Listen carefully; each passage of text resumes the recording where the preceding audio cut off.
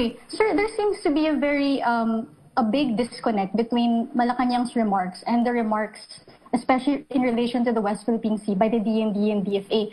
For example, earlier you said the China policy of the president is working, but if that's the case, why do we still have all these reports from the National Task Force in the West Philippine Sea? Why do we still have need to keep filing diplomat protests, even daily protests at one point? And why is Secretary Lorenzana telling Chinese ships to go out?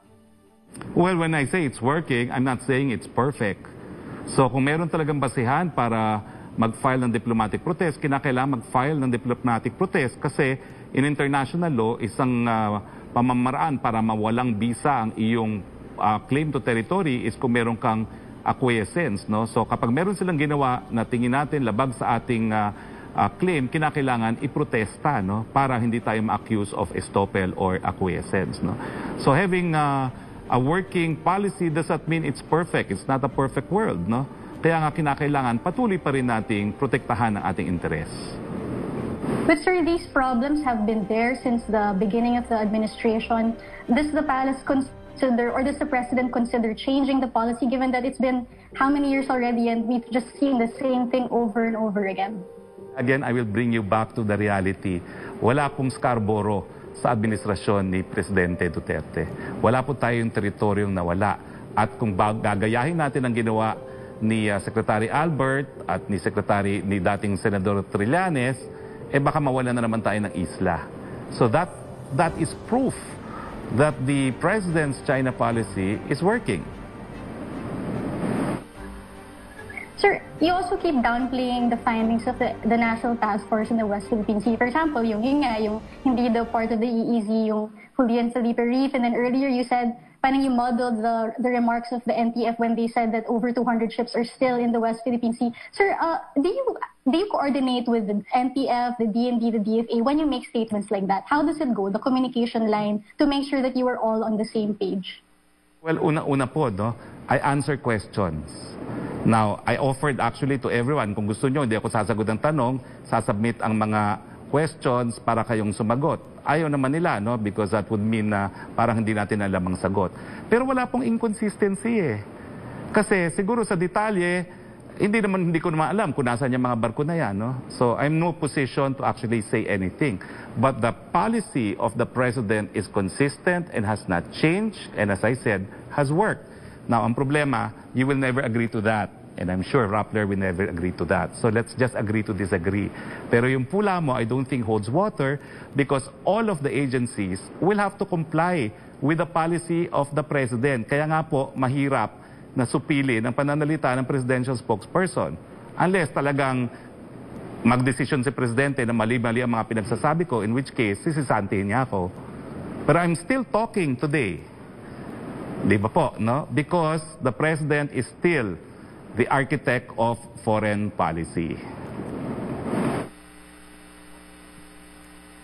Sir, but even a detail as simple as how far Julian Felipe Reef is from our baselines, how come that you don't even know? Because that's the basis of saying... No, okay. Kaya nga po lininaw ko eh. It's the arbitral award. Regardless of the distance, lininaw ko eh. Pakita natin yung slides ulit, no? Unang-una, it's not me saying na hindi siya talaga exclusive economic zone. It's the tribunal itself na sinabi na merong 2 high tide elevations. Ang dapat intindihin ninyo, hindi ibig sabihin na palibasa 200 nautical miles, automatic yan. Kasi pwede nga magkaroon ng pockets of territorial sea at mas maraming karapatan ang bansa sa territorial sea. Okay? Pwede rin mangyari po yan doon sa pinag-aagawang Scarborough. In the end, mapupunta po yan sa Pilipinas, bagamat in possession of China, and yet, ang mangyayari po dyan, magkakaroon ng pocket of territorial sea. So, yan po talaga ay desisyon ng tribunal. Kaya nga po, siguro, it is a very complicated and obscure provision of the UN Convention on the Law of the Sea, but as I said, I always have a source.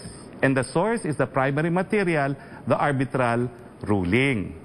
So yan po aking linilinaw. Hindi po sa akin nanggaling yon, nanggaling po yan sa Arbitral Tribunal. Paragraph 1203B3. Use reef lies within 12 nautical miles of the high tide features of McKinnon Reef and Sinco Island, and therefore can be enclaved as territorial sea and not just part of exclusive economic zone. So, mali yung sinasabi mo. Pia, I'm sorry to say. Last question.